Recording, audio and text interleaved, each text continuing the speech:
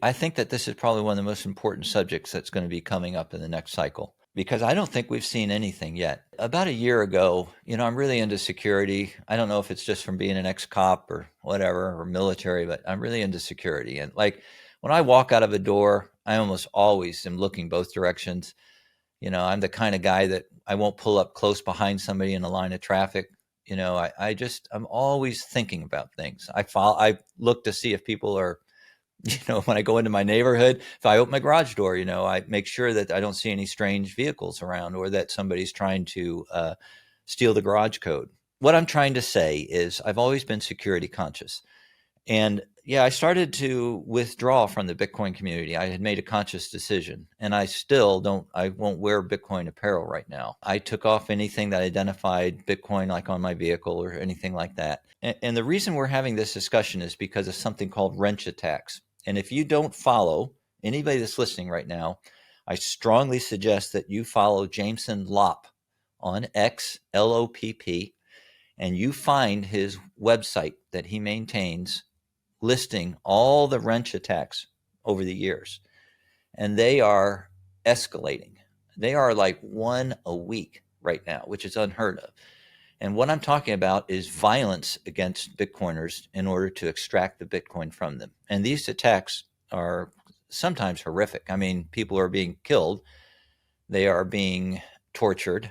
We saw the recent one with David Balland, the co-founder of Ledger. And I mean, they cut his finger off. And additionally, they also kidnapped his wife and then separated them. So I don't know the kinds of things they were talking to him about her. She came out okay, but obviously he's probably traumatized for a long time. The thing that people have to understand, and I can speak a little from knowledge here, is that most criminals are as like dumb as speed bumps. They're just basically idiots.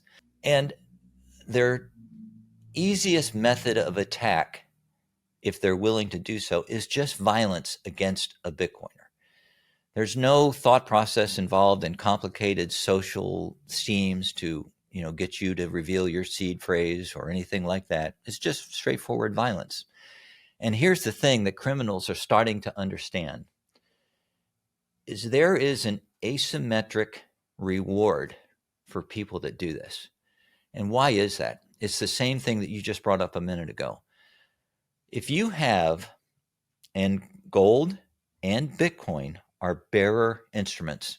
If you have that Bitcoin in a hardware wallet, you are carrying a bearer instrument. That means whoever possesses it has it. And the reason that somebody got my gold was because of that. It was a burglary. But it's gone. It's gone for good. It's in possession. Now, I'm taking steps to protect myself, and they involve physical security. I've increased things around my home. I removed my hardware wallet from the home. I'm usually armed. In fact, I've got a weapon on right now. So I just, and I live in a state with a permit. I have a concealed carry permit. And I know some people are going to go, this is silly, but if you just go to this website and start reading, you'll understand that these attacks are increasing and it is going to be a threat vector. I'm starting to wonder if some of the things that we've been telling people are not going to carry forward in this next cycle. This is all happening with Bitcoin at 100,000 a coin. Now, I'll tell you right now, there is absolutely no doubt, again, not financial advice, but there is no doubt in my mind that Bitcoin's going to $1 million a coin. None. And I think that we are seeing the tip of an iceberg going forward. I believe that maybe multi-sig, custodial multi-sig might be the wave of the future. Anchor Watch, did you see what they just did, Brandon? They came out with the wallet, and then it's, they have Lloyd's of London guaranteeing the contents of your wallet. And at some point, people will start to consider this. I think what I'm trying to say is people need to be more aware of physical security. Now, for me, the reason I'm employing a lot of these techniques is I outed myself, and about a year ago, I'm friends with Larry Lepard and Bob Burnett, like you mentioned earlier, and Bob kind of gave me the idea that I owe it to people to talk to them about Bitcoin, and I owe it to them to come forward and talk on podcasts. So I'm doing it. And for those who are outed, you're not going to put the genie back in the bottle. You're out there. That's it. So, I don't want to scare people. Actually, you know what? Bullshit. I actually do want to scare people. I do want to tell people you need to start be thinking about this. And if you're not, it's something over the next few years. As I said, Bitcoin is going to a million a coin. I used to think it was going to be in like less than 6 years, maybe 5 years.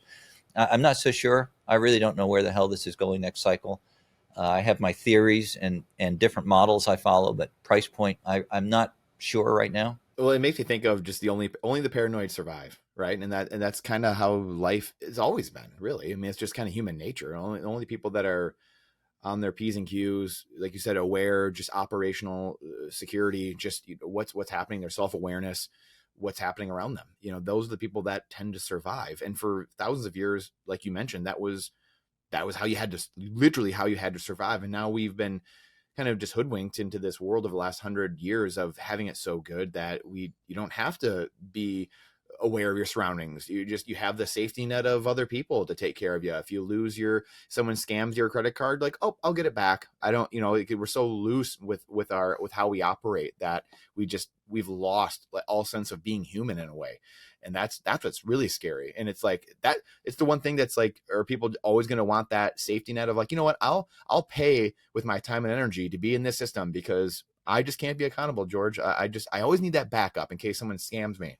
Because if I lose it, George. Like if I lose that gold or I lose that wallet, then it's gone. Then what do I have? I think that's this hump that people can't get over mentally. A lot of people. Well, you can understand that, though. I mean, for instance, you can understand it. Look at it, anybody that's watching this. You can see that I'm a boomer, and at some point, I'm not going to be maybe competent or even maybe able to have the eyesight that can allow me to use a hardware wallet and make a transaction. You remember what it's like when the first time you make a transaction on the base layer? I mean, it's Mm-hmm. scary. I mean, you're Mm-hmm. looking at the numbers, you're Sweating. checking them out, you're counting, you're going back, you're going, got it. And then you send a little amount, and to see it, and then you sit there and you wait to see if it goes through. I mean, it's difficult. It's trying. And there are organizations that are sending out maybe $1 billion worth of Bitcoin. And I'm often thinking to myself, who the hell is pressing that button? Because whoever it is, he's got balls of cannonballs. Yeah. So, I get it. That's why I'm, again, Maxie's if you had poop emojis on here, they would be throwing them on me right now, because I'm going to tell you right now, I'm a big believer in the Bitcoin ETFs. I think that it has onboarded a group of investors that we would never have seen. And I can prove to you that they're not just big institutions. In fact, almost all of them are either plebs, or high net worth individuals, because Van Eck and then another organization, but Van Eck, an analyst was just on about 6 weeks ago. And he said, for the first time I heard it, he said, our analytics show that the Bitcoin ETFs are being bought by retail, 80%. So that's amazing. And that is a strong underlying bid that will not stop. It's just relentless. Those ETFs have accumulated 1.2 million Bitcoin since their inception. That's unbelievable. And Wow. there are going to be a lot of people that are never able to do what you and I have done. They just are never going to get to that point where they can get a hardware wallet. Now, surprisingly enough, maybe what I'm discussing, whether it's Casa or Unchained chain, maybe this is the wave of the future. A single entity, a custodian with multiple wallets over geographically dispersed locations that is holding Bitcoin. Maybe that'll work. I don't know.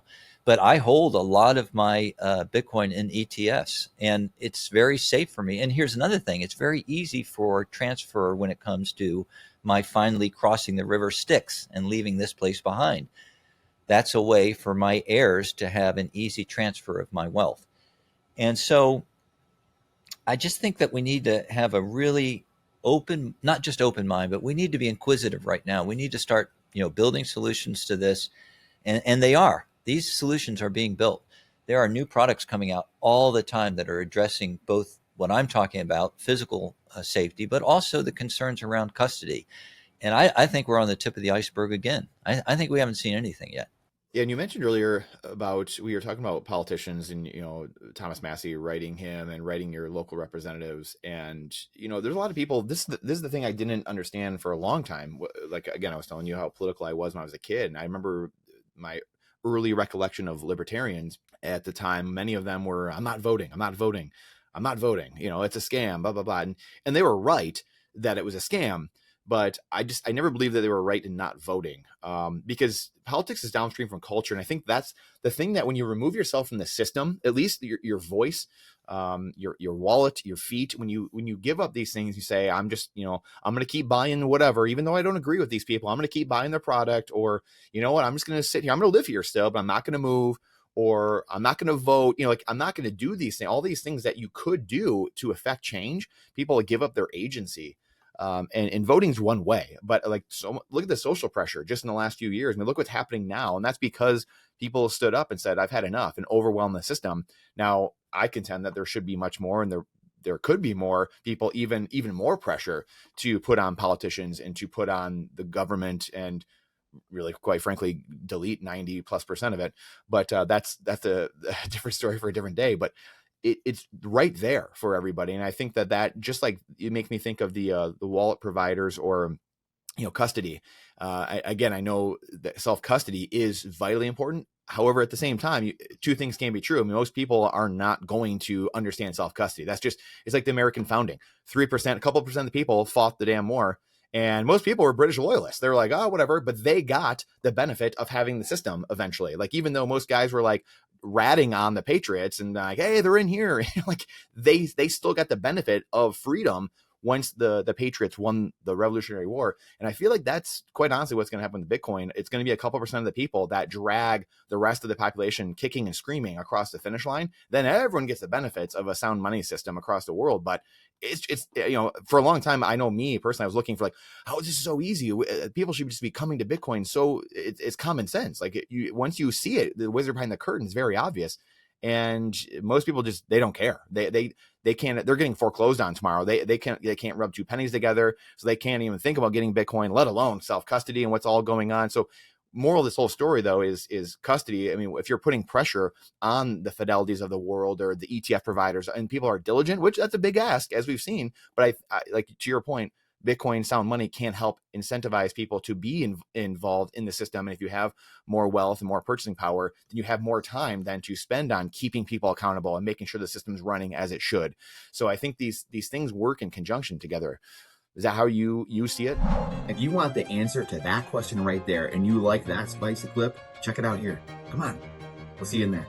But if you want the full interview in its entirety, all the spicy clips put together, and you're not going to want to miss it, believe me, then check that out here. Come on, we'll see you in there. Do it.